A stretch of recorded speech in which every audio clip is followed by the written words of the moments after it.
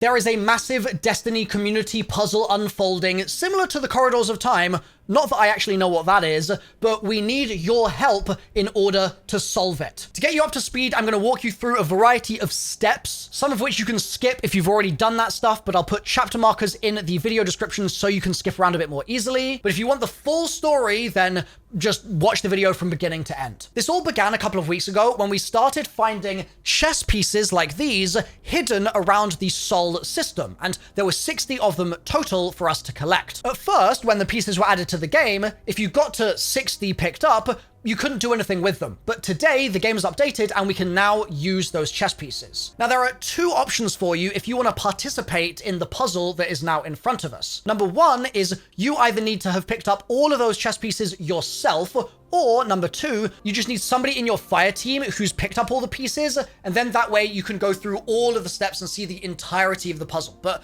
there are some shortcuts which I'll explain a little later in the video. So let's assume you want to pick up all the pieces yourself. For this, I'm going to recommend two other Destiny creators who've made great guides on all the chess piece locations. The first is Fallout Plays, the second is Esoteric, and both of their guides are linked in the description, so click through, pick up all 60 pieces, and then come back here. Alternatively, you can just jump into a fire team with somebody else, like I said, that already has all 60, and then that fire team leader needs to queue up the following event for you. You're going to go to the director, you're going to go to the last city, and you're then going to look for the last city Eris's flat node. Now, technically, you might already be able to load into the unknown antechamber here.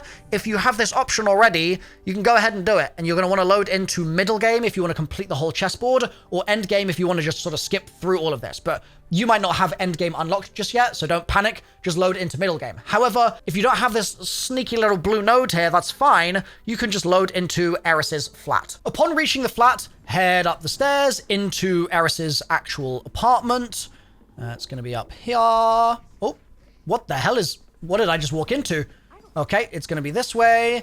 And if you have completed the Act 2 story, you should have this portal just here. You basically need Eris to be in her throne world. But if you don't have access to this yet, you're going to go into your quests tab, progress all of your quests for the current episode, and get through to the end of Act 2. And that should unlock this portal for you. So head through the portal once you've got it unlocked. So once you spawn into the throne world, you're going to look to the left, and we are going to drop off this ledge. And you'll see that there is a little room underneath you, and the fire team leader should be able to interact with this chessboard here, which gives you the prompt to pick up the king. So we're going to hold F on that, and that, I believe, unlocks that little blue node that I was talking about before that will let you queue directly into this activity. Now, a reminder for you here, the fire team leader who's picking up that king to load you into the chessboard room needs to have all 60 of the chess pieces already picked up. That way, when you get into the room, you'll have all the pieces at your disposal. So let's take a look at what that looks like now when you've got a fire team leader who's picked up all 60 pieces. Once you load into the chessboard room here, you'll see that you've got various pieces that you can stand on the sides, various little sort of podiums, and you've also got these ghostly chess pieces in the middle of the room as well. There are also a few other things to take note of. One is a reset button, which lets you go back to the beginning just here, and another is an undo button, which is just up here, undo previous action. What we're going to do is we're going to basically put the black king right there into checkmate scenarios across multiple different boards that the game is going to provide to us. And we're going to do that by placing our own pieces. So, for example, if I've got the castle or rook here, and I point at this square and shoot, it will spawn in a rook just there. But obviously that rook is not doing anything to the king over there, and so we need to correctly construct chess pieces which put that king into checkmate. The final piece of info that you need to know before I start this is that I'll be referring to letters and numbers as we go, and these are noted on the chessboard itself. So you can see this is A all the way through to H on this side, and the numbers run from 1 all the way through to 8 up here. Now, you'll also notice that this side of the board has the letters on it as well, but you don't really ever need to come over here, so I'm just going to kind of be calling everything out from the perspective of this side of the board. Last thing to mention maybe is, I guess I might recommend a sniper, but honestly, I'm going to expose myself as a sweaty nerd, and I'm going to just use Redrix because that's what I've got on this class. I had to get some Redrix slander in there, chat. So if you've skipped through to this part of the video, we're now going to run through all of the solutions. I'm going to explain the very first one, and then we'll just zoom through all of the rest. So for this first one, we are going to go onto the pawn pedestal just here. You can see we've got 16 left in our bottom left buffs area, and we are going to place a pawn at E and then 6, which you can hardly sort of see, but it's there. You can just count the squares. So E6 is just here. It's diagonal from the queen here. And the reason that this is a checkmate is the queen is pressuring the king, and so the king has to go somewhere. The king can't go there because the queen can still attack. It can't go there. It can't go there. It can't go there. Like, all of those spaces are still in danger from the queen, and it can't take the queen if there is a pawn here, because then the pawn can still attack the king. So that's why we're going on to the pawn square, and we are shooting at E6 for your first one. These will all also be in the description of the video so that you can just refer to them there if you'd like. You'll then get a new board. This is board number 2. Our solution here is Rook to H8. That's the very far corner. You'll know you've succeeded also when you get a little seasonal currency on the right hand side of the screen and your board resets like this. For board 3, we're going to be doing a pawn to E5. For board 4, you're going to place 2 pawns on E4 and F4, and you're going to place a knight on D4. That's just here. For board 5, we're going to do another knight here. That's going to be going to D5.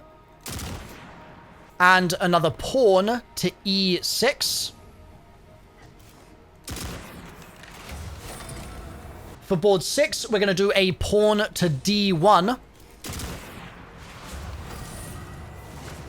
For board 7, you're going to do a pawn to D7. Another pawn to F4. A bishop, which, by the way, is this symbol if you're not familiar. This is the bishop. Bishop to E5. And a knight, which is all the way on the other side here, to G7. For board 8, you want a knight to C6. And you want a rook, or a castle, to D2. And then for board 9, you're going to go to this piece over here. This is the podium for deletion actions, and that one over there is for taking. So that's take, this is delete. And for board 9, we are going to delete the piece in F6. That's a black knight. We delete that. That's checkmate. For board 10, we're going to go knight to C6. Pawn to E4. And then bishop to F5. Round 11 is 3 pawns. We're doing C6, D7, and E6. C6, D7. Oh, it's a little slow. D7, E6. For board 12, this is our first take that we're going to do. So come to the take podium, and we are going to take the bishop on E4. That's just here. Then for board 13, we are going to place a bishop on E5. For board 14, it's 2 pawns and a knight, so our pawns are going to be at B7 and at F7 just there. And our knight is going to be all the way in the corner at H8. For board 15, it's knight to D7. And knight to E7. For board 16, we're going to delete one of our own pieces. That's going to be the pawn at F2. And we're going to replace that with a knight at F2. For board 17, we are going to take the bishop at C3. So taking the bishop. And we're then going to take the bishop at F6. For board 18, bishop to C5 is our first move. And then we're placing 2 knights, one to D3 and one to F5. There's D3 and there is F5. For board 19, we're going to delete 2 pieces, the white bishop on D7 and the white bishop on E2. For board 20, you're going to go bishop E8.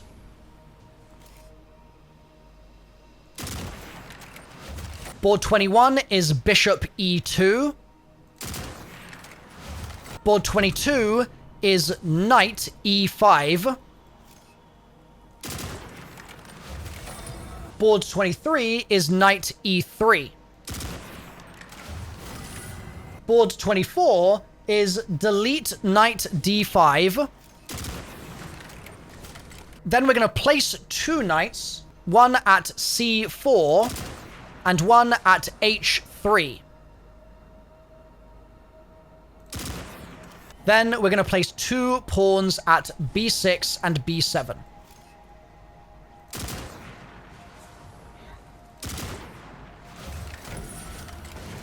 For board 25, we're going to take knight at F5. We are then going to delete queen at D4 and pawn at H4. So that's the queen here at D4. And the pawn over at H4. And then place the queen, which is this symbol, at D7. And the rook over here. Oh, guess you don't need to place the rook. Cool. For board 26, we're going to place knight at B4. Queen at E7. And bishop at D5. Then the final board, board 27. At this point, you should actually have some pieces you can no longer use. You should be out of queens, as you can see, and out of pawns here, out of knights on the corner. So you've got a limited number of moves that you can make. So for board 27, we're going to take the knight at C4. There we go. We're then going to take the knight at D6. Then the knight at E3. And the knight at F5. Puzzle complete. Once this happens, the room will change a little bit. As you can see, all of my moves, my potential moves, have come back, but over here, things are a little different. So let's investigate this first. You're going to go over to this little urn and hold F to reveal the water. When you do this, the room in front of you will animate in some way. You'll get a buff in the bottom left-hand corner of your screen, and it will reveal a board like this. Not only will that happen, but it will be a different board for every member of your fire team. And there's another update to the room as well. As you can see here, the undo button from before now says offer your answer. Now, the interesting thing about this is that different people get different boards when they reveal the water using this thing. And so this is where we think this is going to be a puzzle similar to Corridors of Time, where there's probably going to be around 4,500 different chessboards here, and each of those is going to connect together in a massive patchwork puzzle that will then tell us the solution that we need to input into that device up there, and that will progress the puzzle for us to the next stage. So I've got a way that you can directly help with this, but before I go to that, I want to just quickly mention the timing on this is crazy, because when I originally made this video breaking down the Edge of Fate teaser and the secret symbols that you could find within it, these things, I deduced from the symbols that we were potentially going to get some kind of reveal on April 30th. That was my prediction for there being something. I didn't know what it was going to be, but I just felt like something was being indicated as being relevant on April 30th. Interestingly, today is April 29th. So it might be that whatever the Edge of Fate teaser symbols were meaning to point us towards is also going to coincide with whatever we then get from this chessboard just here. The timing is just a bit too convenient. So let's figure out how we can actually go about solving this as a community together. And I guess, speaking of community, look at these little lemmings all walking around the chessboard. This is wonderful. In the description of the video, there is this Google form linked. And on this Google form, it's asking for a buff number and asking for an image. Now, if you are going to submit, the first thing that I need to request is that you do not have colorblind settings on in your game, because that will mess up your image. And the second thing I need to request is that you make sure that you take a good screenshot. So what you're going to do is each person in your fire team is going to come up to this water, and one by one, you're going to hold F on the water reveals here. In the bottom left-hand corner of your screen where the buffs go, you'll see a number, 3023, and the screen will then go like this.